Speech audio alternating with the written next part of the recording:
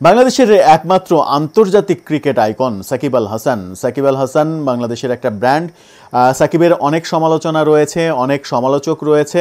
সাকিবের একনিষ্ঠ ভক্ত ব্যক্তিগতভাবে আমিও যে সেটা বলা যাবে না। আমি নিজেও অনেক সমালোচনার ভিডিও যেমন করি, সামাজিক যোগাযোগ মাধ্যমে অনেক সমালোচনা লেখালেখিও করি, কিন্তু সাকিব আল হাসানের যত সমালোচনায় যত দিক থেকে থাক, ক্রিকেটার সাকিব আল হাসান, অলরাউন্ডার সাকিব আল হাসান, বাংলাদেশের যে এক নম্বর খেলোয়াড়, বাংলাদেশের যে অপ্রতিদ্বন্দ্বী খেলোয়াড়, সেখানে কোনো সন্দেহ নেই।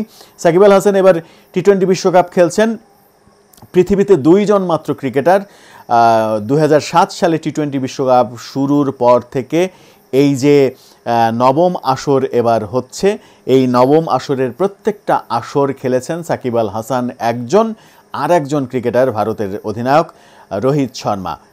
পৃথিবীতে এই দুজন খেলোয়াড়ই এই রেকর্ডের অধিকারী যে সবগুলো টি-20 বিশ্বকাপ খেলেছেন কিংবা খেলবেন।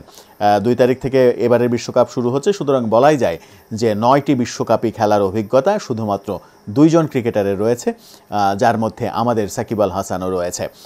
অনেক গুঞ্জন ছিল, সাকিব আল হাসান নিজেও বলেছিলেন গত ওয়ানডে বিশ্বকাপের আগে যে টি-20 বিশ্বকাপের পরে 2025 সালে পাকিস্তানে যে চ্যাম্পিয়ন্স ট্রফি হওয়ার কথা, সেই চ্যাম্পিয়ন্স ট্রফি দিয়েই তিনি আন্তর্জাতিক ক্রিকেটের ইতি টানবেন। কিন্তু নতুন করে যে কথাটা এসেছে, যে ভাষ্যটা তিনি দিয়েছেন, তিনি বলেছেন যে আর একটা বিশ্বকাপ তিনি খেলতে চান।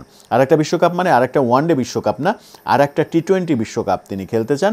সেই ক্ষেত্রে 2024-এ এবারে টি-20 বিশ্বকাপ হচ্ছে, পরবর্তী টি-20 বিশ্বকাপ হবে 2026-এ। সেই টি-20 বিশ্বকাপটাও তিনি খেলতে চান, অর্থাৎ একটানা 10টা টি-20 বিশ্বকাপ খেলার রেকর্ডটা তিনি গড়তে চান। সেই ক্ষেত্রে রোহিত শর্মার 2026-এর টি-20 বিশ্বকাপ খেলার সৌভাগ্য নাও হতে পারে, যেটা সাকিব গড়তে চান রেকর্ডটা। ভালো কথা, বাংলাদেশের ক্রিকেটের জন্য খুবই ভালো খবর, কারণ সাকিব খেললে, সাকিব দলে থাকলে যে কোনো কারণেই হোক ব্যাপারটা বাংলাদেশের জন্যই ভালো হয়, বাংলাদেশের জন্যই ভালো দেখায়, বাংলাদেশের জন্য ভালো ফল হয়ে আসে। বাংলাদেশের একমাত্র আন্তর্জাতিক আইকন সাকিব আল হাসান। আমরাও প্রত্যাশা করি চ্যাম্পিয়ন্স ট্রফির পরে আগামী বিশ্বকাপেও সাকিব বাংলাদেশের প্রতিনিধিত্ব করুক এবং বাংলাদেশের হয়ে মাঠ কাঁপাক।